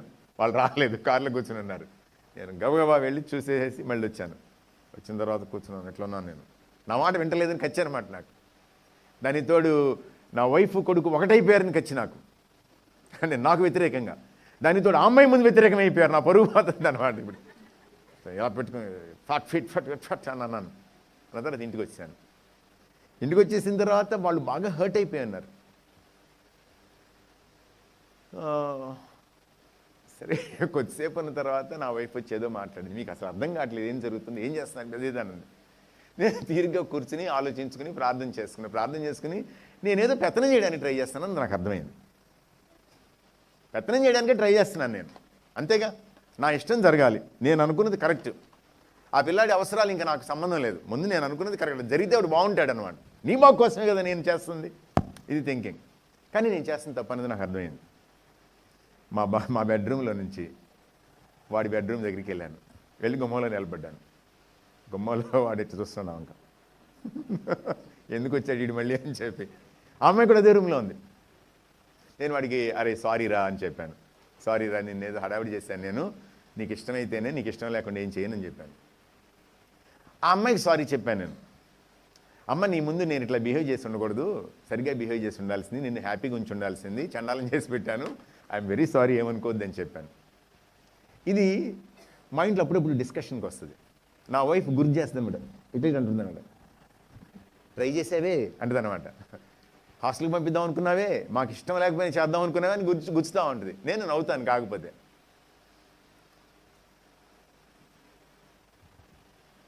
Listen to them, be part of their life, help them open their lives for your entry. మీరు ఆ జీవితాల్లోనికి ప్రవేశించడానికి వాళ్ళు జీవితాన్ని ఓపెన్ చేసేలా వాళ్ళకి మీరు హెల్ప్ చేయాలి. మీ ఇంట్లో కావచ్చు, మీ ఎక్స్టెండెడ్ ఫ్యామిలీలో కావచ్చు, మీ సండే స్కూల్ క్లాస్ కావచ్చు, మీ యూత్ కావచ్చు, మీ చర్చ్ కావచ్చు, లేకపోతే మీ నైబర్హుడ్ కావచ్చు, మీ ఫెలోషిప్ కావచ్చు, ఏదైనా సరే కావచ్చు. ఎవరో వచ్చి వాళ్ళకి సువార్త చెప్పాలి, లేకపోతే వాళ్ళకి శిష్యత్వం నేర్పించాలని మాత్రం భ్రమించొద్దు. ఎవరిది రెస్పాన్సిబిలిటీ? కమాన్, ఎవరిది? వేచి గట్టిగా చెప్పండి. మీరు తిన్న మటన్ని చికెన్ గుర్తు చేసుకుని చెప్పండి, ఎవరిది? గట్టిగా. మీదే. ప్రార్థన చేద్దాం. ఒక్క నిమిషమే ప్రార్థన. దేవుడితో కమిట్మెంట్, మీతో మీ కమిట్మెంట్, మీ ఫ్యామిలీతో కమిట్మెంట్, మీ నెక్స్ట్ జనరేషన్తో కమిట్మెంట్, మీ పై జనరేషన్తో కమిట్మెంట్. కృపగల దేవా మీకు వందనాలు చెల్లిస్తున్నాము. తరాలని పట్టించుకునే దేవుడు మీరు తరాలకి దేవుడు, తరాలని వెతికే దేవుడు, తరాల్లో నీతిమంతులు ఎవరున్నారో అని చెప్పి సెర్చ్ చేసేటువంటి దేవుడు. మీరు నోహుని కనుక్కున్నారు. మీరు యోసేపుని కనుక్కున్నారు, మీరు దావీదుని కనుక్కున్నారు, ఎస్తేర్ని కనుక్కున్నారు. ప్రభా మీరు కనిపెడతా ఉన్నారు తరం వెంబడి తరం. మేము శ్రద్ధతో మా తరాన్ని గురించి పట్టించుకోవడానికి సహాయం చేయండి. మా తరాన్ని మీరు నీతివంతమైనటువంటి తరం, భక్తి కలిగినటువంటి తరం, యథార్థ హృదయులైనటువంటి వారి తరం అనేటువంటి పేర్లు పెట్టేలా మేము సీరియస్గా మా తరం గురించి పట్టించుకోవడానికి సహాయం చేయండి. మా తర్వాత ప్రభా మా వెంబడి వస్తూ ఉన్నటువంటి పిల్లలు, మా వంక చూస్తున్నటువంటి వాళ్ళు, మమ్మల్ని పరిశీలన చేస్తున్న వాళ్ళు, జీవితాన్ని సరిగా జీవించడం కోసం మోడల్స్ కోసం వెతుకుతున్నటువంటి తరం, వాళ్ళని మేము శ్రద్ధతో కనిపెట్టడానికి, యేసుక్రీస్తు ప్రభు సువార్త కరప్ట్ అయిపోకముందే వాళ్ళ జీవితాల్లో మేము సత్య సువార్తని వాళ్ళకి స్పష్టంగా నేర్పించడానికి సహాయం చేయండి. లోకంలో రకరకాల మోడల్స్ వెనకబడి వాళ్ళు తప్పిపోకముందే మేము వాళ్ళకి రైట్ మోడల్స్గా, మాటలు చేష్టలు రెండు కలిసి ఒకే విధంగా ఉండేటువంటి తరంగా మేము ఉండడానికి, మాదిరిగా ఉండడానికి సహాయం చేయండి. నాయన, ఒక తరం వెంబడి ఇంకొక తరం, మాకు కనీసం 4 తరాల బాధ్యతను అప్పగించారు. మమ్మల్ని మేము సరిచూసుకుంటూ మా పిల్లలు, వారి పిల్లలు, వారి తర్వాత వచ్చేటువంటి తరాన్ని గురించి మేము శ్రద్ధ పూని ఈ భూమి యావత్తు మేము గురించిన జ్ఞానంతో నిండే పనిలో మా వంతు మేము చేయడానికి సహాయం చేయమని యేసు నామములో ప్రార్థిస్తూ ఉన్నాం తండ్రి. ఆమేన్.